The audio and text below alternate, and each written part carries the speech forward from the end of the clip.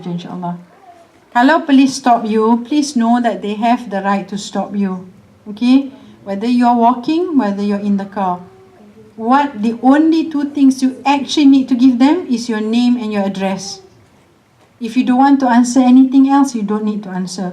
And you have the right to ask, can I know what's your name? So they can check out PC or constable or whatever the name is, just note it down. But inshallah ta'ala, there's no harassment from police here.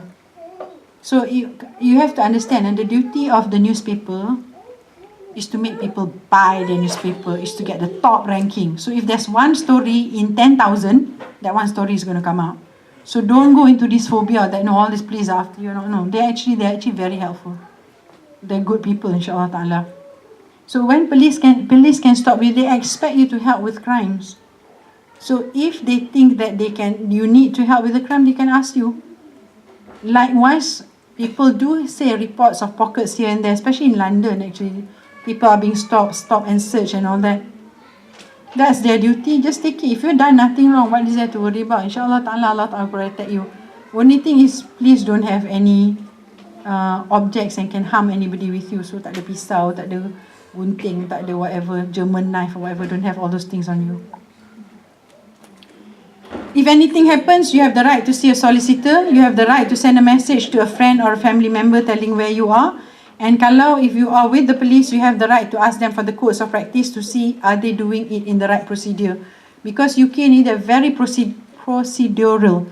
So kalau procedure tu salah pun, the case can just be ditendang keluar because of procedure reasons. Tak ada disabled kat sini sebab disabled individuals, there's loads of rights for disabled individuals in this country. Even if you're a student, you can actually have a carer. There are many things that can be provided for you. For example, a mobile scooter can be provided for you and all that. Go through your universities. If you've got friends who are disabled, speak to them to actually speak to the university. There are loads of things that you can actually get help with. And they can even sometimes help you with accommodation to find a suitable one for disabled. So that's an advantage being here. Okay, NHS for foreign student. Most of you yang on scholarship, insyaAllah ta'ala, you don't have to worry because it's been taken care of by a scholarship. Before this, it used to be free dental care, healthcare. But from 5th of April 2015, at that time, Theresa May was the Home Minister.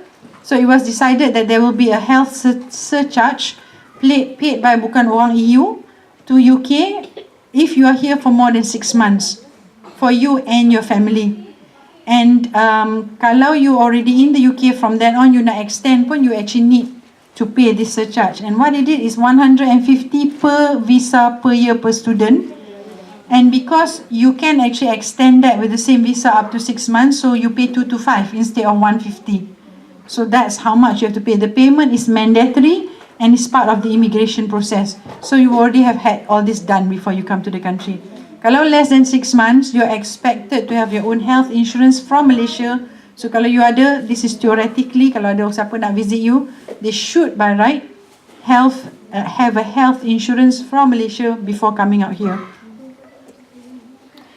How to register with NHS?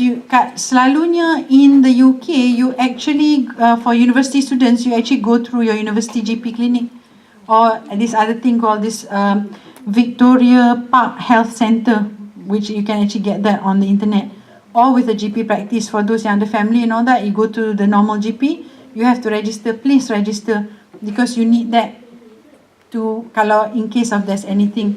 And once, if you need to be seen, normally you have to call to make an appointment. Kalau you sakit kuat tapi bukan sakit tenat, call up NHS 24. They will ask you what's your symptom and all that, and then they'll tell you where you need to go. Sebab a lot of the hospitals now dah tak ada A&E. It's only a few hospitals, and some hospitals ada GP out of hours that you can actually go.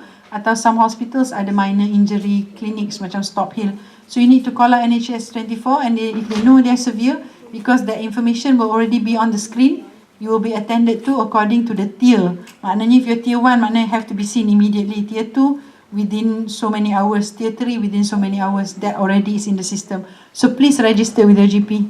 And you can only register with one GP at any one time. Council tax, students free. So please register with university and then call up if you're sewa rumah lah, you're not in the university compound. you actually need to call and get the tax exemption because it's free for you. You need to do it, okay?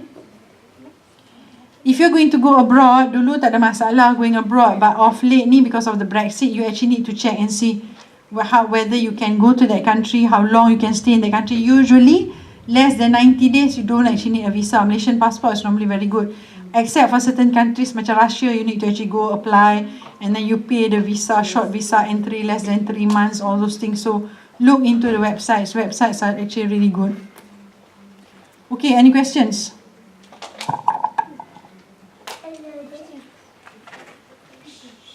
Questions, macam mana nak beli kereta, saya tak pandai. Abang-abang ni lagi pandai, so please ask them.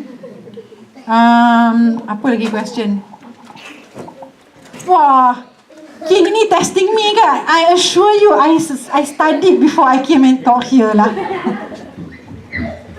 Ayos. Saya nak tanya pasal menghantarkan kanak-kanak dan kanak-kanak lelaki, kanak-kanak perempuan. In the UK, kanak-kanak laki-laki is common thing sebab it's an accepted practice in the Jewish culture and in the Malaysian culture untuk laki-laki. And there are some GPs that actually do that. Some in the UK, certain surgeons actually do it under GA even. So you just need to know the right person to refer to. Kalau you tak sure, the person you need to ask is, you tahu Andalus, Javid, wife dia Kishwa, she's with NHS. Speak to her, she knows the people yang mengkhatankan anak lelaki. Anak perempuan in the UK, walaupun khatan kita dari segi macam mana, khatan orang Malaysia is not the female mutilation as what's done in other countries, but because of such a bad experience with female mutilation, it is wrong in this country untuk mengkhatankan anak perempuan. In this country is wrong. They can actually report you for doing that. You can actually, walaupun benda tu tak salah, you rasa tak salah, you can actually dihukum, prosecuted, and the child may even be separated from you because you have now done a harm. That's how strong it is in the UK. And the other thing is, if you read the story about that lady in mana, Norway, Sweden, wherever she was, yang husband and wife kena tahan pasal child abuse. Okay, most of you saya rasa insyaAllah tak ada kot anak-anak kecil apa semua. First of all, Islam kata boleh mengajar, menghukum anak. Tapi Islam ni, okay, if you read throughout the sirah of Rasulullah SAW, pernah tak dia pukul anybody? No. Rasulullah ni uphold and brought Islam to the whole world without even hitting one person. We have to look at ourselves. Do we really need to discipline our children to that extent when Rasulullah SAW didn't need to? Look into it. Yang keduanya, I was speaking to some lawyers actually who were involved in that process of dia nak kena prosecute tahan. Before actually diorang kena tangkap, there was extensive research on the children, on the hukum agama by that country in Europe because they are not used to this way of disciplining children. They actually sought advice from many Muslim countries about how rules and regulation of Islamic mengajar anak secara Islam was upheld. So it's not as easy as we think, oh they don't know this, they don't know that. Sebab kalau you pukul anak sampai there is a mark, it is an alarming thing for anybody. Tak payahlah kata orang in the UK, tak payah kata in the Europe. When there is a mark, kalau nak ajar anak semayang, I'm sure you can do it without having to hit the child. And that was the reason why this happened. And the lawyers in Malaysia, I know somebody who was actually involved with the case. They actually said that the prosecution did their work so thoroughly that Kedutaan Malaysia knew that they actually didn't stand a good chance to drop the case because diorang punya extensive research tu actually prove that they went beyond what was required. I'm not saying this untuk merendah-rendahkan dos ibu bapa, no intention of such. But I want you to know that don't go with the mind everything this kafir buat is salah dengan Islam, diorang are out to get us. Please throw that away from your mind. Throw that away. Always remember, the newspapers, their duty is propaganda actually. Yeah, they're there to educate a little bit. Most of the time for you to buy the newspaper. So you have to understand that they are not as bad a people. Research was actually done. They even went to Malaysia to ask. They even went to other Muslim countries to actually ask before they even took that case up. Sebab tu lama before they actually even decided to prosecute the case. So you have to understand that. Kadang-kadang Allah Ta'ala nak ajar kita mungkin dari many ways. But that is also a wake up call untuk orang Islam sendiri. Dan Allah ni kadang dia nak ajar. Allah Ta'ala kata apa? Kalau pemimpin tu is harsh dengan rakyat yang dia pimpin, Allah Ta'ala will replace them with somebody who is gentler and better. But note, Allah Ta'ala tak kata somebody who is gentler and better and a Muslim. Allah Ta'ala states somebody who is gentler and better and takes care of the welfare of the people. Note that. Note that. It's very important in our day and age and context. Don't take Islam for granted. Don't take our leaders for granted. If they are not right, we have to correct them because they may be replaced by a non-Muslim who is better to us. We never know. It depends on what we want. I'm not here to propaganda. You have to vote for this, do that, lawan, bentra. No. Think for yourself. Because you are all here, people who are chosen by Allah Ta'ala, because all of you have got good mental capacity, ada ilmu, ada ability, think. It is not as easy for them to prosecute us because of our Islamic practice. So you have to understand when they do something, what they do is really not because we are Muslim, because of humanity. That's actually why they do it. Allah Alam. Any other questions? Cing tak payah tanya lah. Tak payah tanya. Ada soalan? Okey, kalau tak ada, kita tutup majlis kita dengan tasbih Farah dan surah Wal-As dan kita minta Allah Ta'ala ampunkan dosa kita. Whatever we say here, minta Allah Ta'ala terima as part of our niat kita untuk mendekatkan diri kita dengan Allah Ta'ala. Dan kita minta Allah Ta'ala mudahkan hidup kita kat sini, bimbing kita supaya kita sentiasa mendapat hidayah daripada Allah Ta'ala. Dan Allah Ta'ala buanglah apa-apa yang tak baik dalam kita, ganti dengan apa yang baik, dan apa sahaja yang Allah beri pada kita supaya ia memanfaatkan kita dan memberi kita rapat dengan Allah Ta'ala. Apa saja yang menjauhkan kita dengan Allah Ta'ala, kita minta Allah Ta'ala jauhkan dari kita. Al-Fatihah.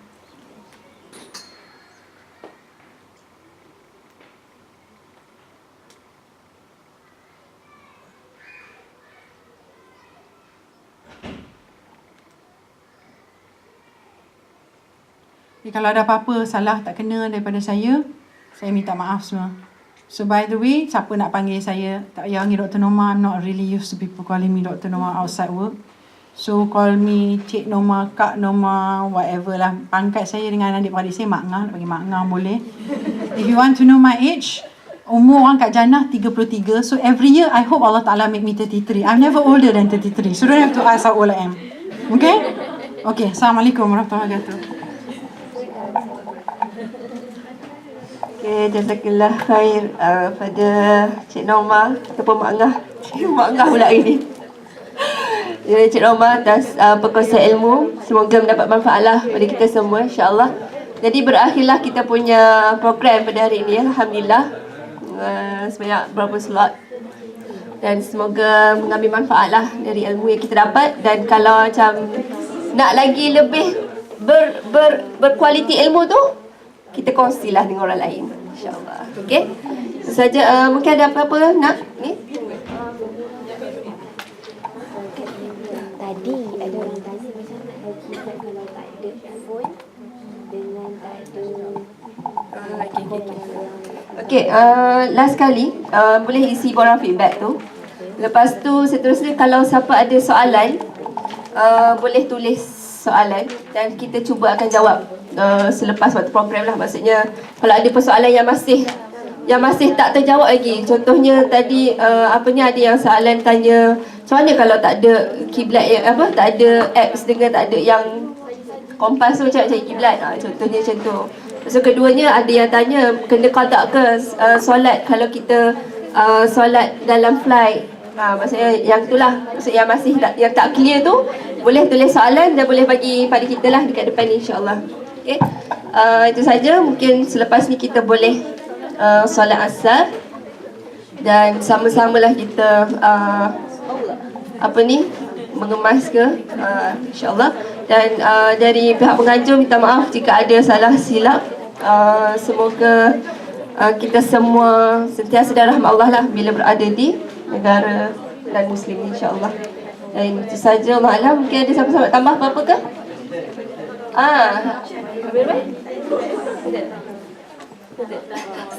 Untuk pengumuman freshers from Glasgow, esok kita ada meet and greet.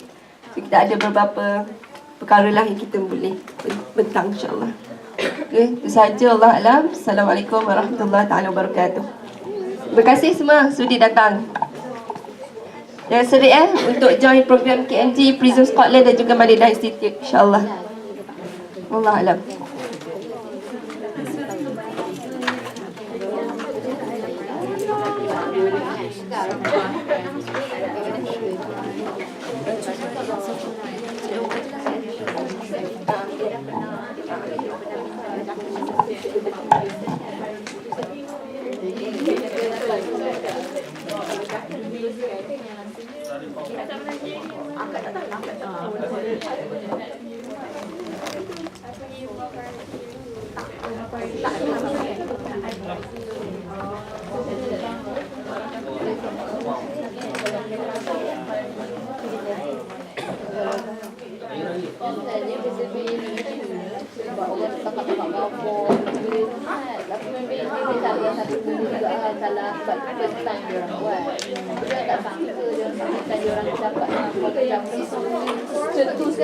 Makanan tu masih ada lagi. Roti pun semua, kalau siapa nak ambil boleh ambil, insya-Allah.